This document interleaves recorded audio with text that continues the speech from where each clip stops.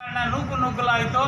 ಒಬ್ಬ ದಲಿತ ಮಹಿಳೆಗೆ ಕೈ ಸಹ ಮುರಿದೋಯ್ತು. ಕೆಲವೇ ಒಂದು ಪ್ರಾಣಾಪಾಯದಿಂದ ಪಾರಾದರು. ಈ ಒಂದು ವಿಚಾರವನ್ನು ಕೂಡ ಪ್ರಶ್ನೆ ಮಾಡಿದರು.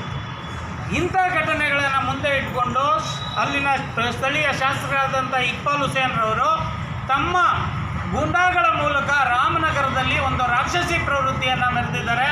ತಮ್ಮ ಪಕ್ಷದ ಬೆಂಬಲಿಗರಾದಂಥ ರವಿಕುಮಾರ್ ಅವರು, ಒಂದು ಸಂಘಟನೆ ಮುಖಂಡರು, ಮತ್ತು ಮದರ್ ಸಾಬ್ರ ದೊಡ್ಡಿ ರವಿಕುಮಾರ್ ಅವರು, ಮತ್ತು ರಾಮನಗರ ಪ್ರಾಧಿಕಾರದ ಅಧ್ಯಕ್ಷ ಚೇತನ್ ಮತ್ತು ಜೋಗಿಂದರ್ ಹಾಗೂ ಇತರ ಗೂಂಡಾಗಳನ್ನೆಲ್ಲ ಸೇರಿಸ್ಕೊಂಡು ಏಕಾಏಕಿ ಗೋವಿಂದರಾಜು ಅವರು ಯಾವುದೋ ಒಂದು ಕಾರ್ಯನಿಮಿತ್ತ ಬಂದಾಗ ನಿನ್ನೆ ಮಧ್ಯಾಹ್ನ ಹಲ್ಲೆ ಮಾಡಿದ್ದಾರೆ. ಮಾರಕಾಸ್ತ್ರಗಳನ್ನು ಇಟ್ಕೊಂಡು ಬಂದಿದ್ದಾರೆ.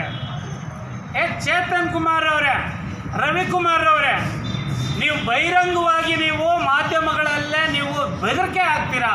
ಯಾರ ಮೇಲೆ? ದಲಿತ ಮುಖಂಡರ ಮೇಲೆ, ರೈತ ಪರ ಹೋರಾಟಗಾರರ ಮೇಲೆ ನೀವು ಧಮಕಿಯನ್ನು ಹಾಕ್ತೀರಾ. ಪೊಲೀಸ್ ಇಲಾಖೆ ಇದನ್ನೆಲ್ಲ ನೋಡಿಕೊಂಡು ಸುಮ್ಮನೆ ಕೂತಿದೆ. ಅವತ್ತೇ ಒಳಕ್ಕೆ ಹಾಕಿದರೆ ಇವತ್ತೊಂದು ದಿನ ಈ ರೀತಿ ಕಾನೂನು ಸುವ್ಯವಸ್ಥೆ ಕೈಗೆತ್ತಿಕೊಳ್ಳುವಂಗೆ ಆಗ್ತಾ ಇರಲಿಲ್ಲ. ಏನು ನೀವು ಆಗ್ತಿರಲ್ವಾ? ಯಾರು? ರೈತ ಸಂಘದ ನಾಯಕರು ಮಲ್ಲಯ್ಯವರು ಅವರ ಹೋರಾಟದ ಹಿನ್ನೆಲೆ ಗೊತ್ತಿದೆಯಾ? ನಿಮ್ಮ ಹಿನ್ನೆಲೆ ನಮಗೆ ಭಾಳ ಚೆನ್ನಾಗಿ ಗೊತ್ತಿದೆ. ಯಾವುದೇ ಸಂಘಟನೆ ನಾಯಕರು ನಿಮ್ಮ ಥರ ರೋಲ್ ಕಾಲ್ಗಳಲ್ಲ, ನಿಮ್ಮ ಥರ ರಾಜಕೀಯ ನಾಯಕರ ಚೇಲಾಗಳಲ್ಲ, ಆಮಿಷಗಳಿಗೆ ಕೈ ಒಡ್ಡಿ ಬದುಕೋರಲ್ಲ.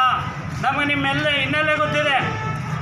ಚೇತನ್ ಕುಮಾರ್ ಅವರೇ, ನೀವು ಹೆಂಗೆ ಅಧ್ಯಕ್ಷರಾಗಿದ್ದೀರಿ ಅನ್ನುವಂಥದ್ದು ನಮಗೆ ಭಾಳ ಚೆನ್ನಾಗಿ ಗೊತ್ತಿದೆ.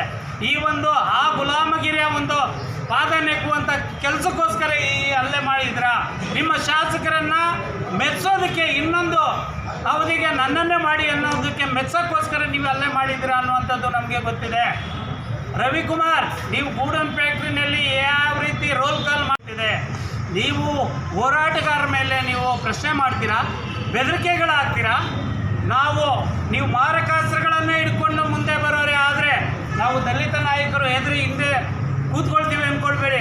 ನಾವು ಈ ದೇಶದ ಸಂವಿಧಾನವನ್ನು ಮುಂದೆ ಇಟ್ಕೊಂಡು ಬರ್ತೀವಿ.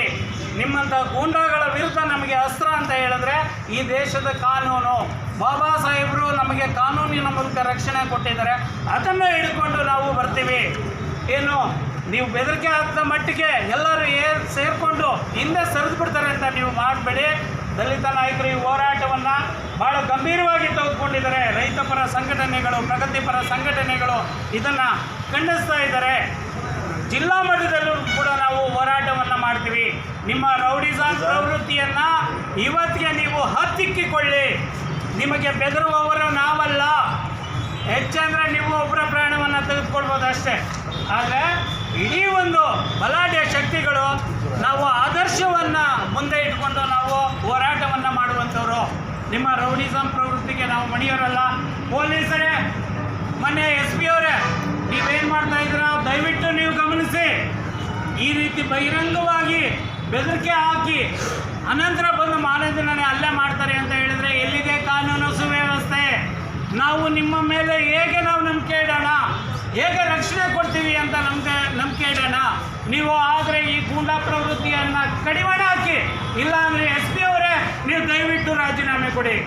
ಕಾನೂನು ಸುವ್ಯವಸ್ಥೆ, ನಮ್ಮ ದಲಿತ ನಾಯಕರ ಪ್ರಾಣ ರಕ್ಷಣೆ ನಿಮ್ಮಿಂದ ಸಾಧ್ಯ ಇಲ್ಲ ಅಂದರೆ ದಯವಿಟ್ಟು ನೀವು ರಾಜೀನಾಮೆ ಕೊಡಿ ಅಂತ ಕೇಳ್ಕೊಳ್ತಾ ಇದ್ದೀನಿ.